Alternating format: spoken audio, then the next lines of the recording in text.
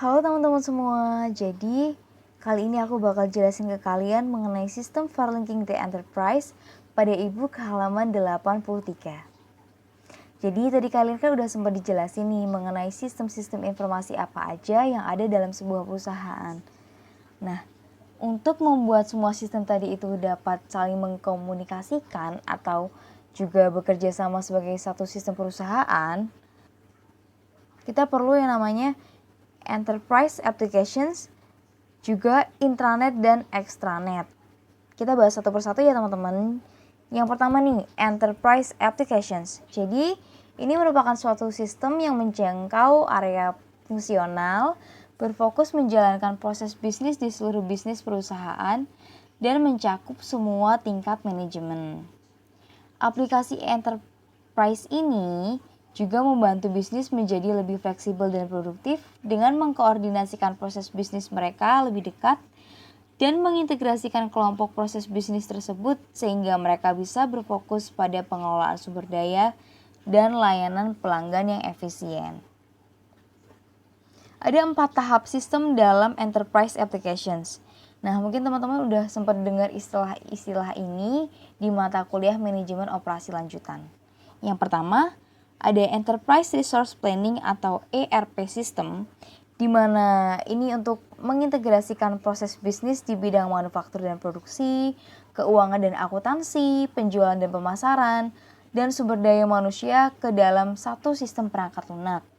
Misalnya nih, ketika pelanggan memesan, maka data pesanan itu akan mengalir secara otomatis ke bagian lain perusahaan yang terpengaruh. Lalu yang kedua ada Supply Chain Management atau SCM System. Ini merupakan salah satu jenis sistem interorganisasional karena mereka mengotomatisasi arus informasi melintasi batas-batas organisasi. Lalu yang ketiga ada Customer Relationship Management atau CRM System. Ini untuk membantu mengelola hubungan mereka dengan pelanggan mereka. Nah, sistem ini memberikan informasi untuk mengkoordinasikan semua proses bisnis yang berhubungan dengan pelanggan dalam penjualan, pemasaran, dan layanan untuk mengoptimalkan pendapatan, kepuasan pelanggan, dan retensi pelanggan. Yang keempat adalah Knowledge Management System atau KMS. Ini memungkinkan organisasi mengelola proses untuk menangkap dan menerapkan pengetahuan dan keahlian dengan lebih baik.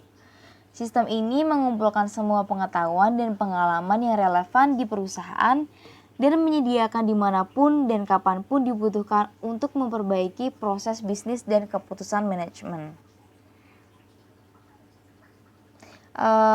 Hal-hal tadi bisa teman-teman baca di e-book halaman 83, 85, dan 86 ya teman-teman.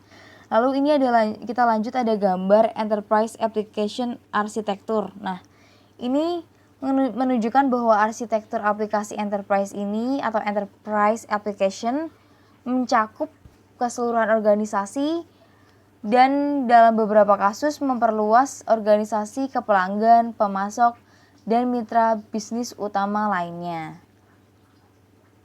Kita lanjut. Nah, tadi kan kita udah bahas yang enterprise applications. Nah, kita sekarang lanjut yang intranet dan extranet. Ini merupakan sebuah alat alternatif untuk meningkatkan integrasi dan mempercepat arus informasi di dalam perusahaan dengan pemasok iklan pelanggan. Intranet itu sebuah situs web internal perusahaan yang hanya dapat diakses oleh karyawan, sedangkan extranet adalah situs web perusahaan yang dapat diakses oleh vendor dan pemasok resmi. Extranet ini juga sering digunakan untuk mengkoordinasikan pergerakan pasokan ke peralatan produksi perusahaan. Kita lanjut ke bahasan berikutnya yaitu e-business, e-commerce, dan e-government yang teman-teman bisa lihat di e-book halaman 87. E-business ini mengacu pada penggunaan teknologi digital dan internet untuk menjalankan proses bisnis utama di perusahaan. E-business ini mencakup kegiatan untuk pengelolaan internal perusahaan dan untuk berkoordinasi dengan pemasok dan mitra bisnis lainnya.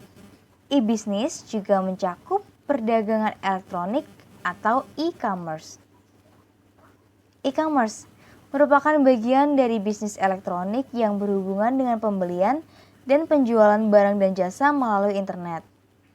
Contohnya seperti Shopee, Tokopedia, Bukalapak, Elevenia, dan masih banyak lainnya.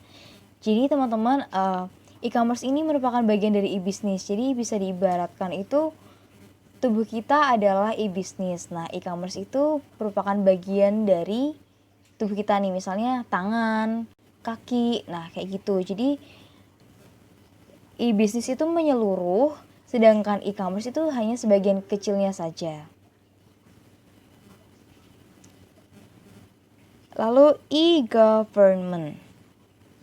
Ini mengacu pada penerapan teknologi internet dan jaringan untuk secara digital memungkinkan hubungan antara instansi pemerintah dan sektor publik dengan warga negara, bisnis, dan bidang pemerintah lainnya.